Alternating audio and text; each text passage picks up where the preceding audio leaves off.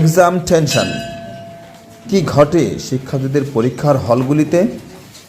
চলুন একটু দেখে আসি। এখানে আমাদের ছোট্ট ছোট্ট শিক্ষার্থীরা পরীক্ষার হলে বসেছে একটা প্রতিযোগিতামূলক বৃত্তি পরীক্ষা। পরীক্ষার সাফল্যের জন্য প্রয়োজন একেবারে গোছানো প্রস্তুতি।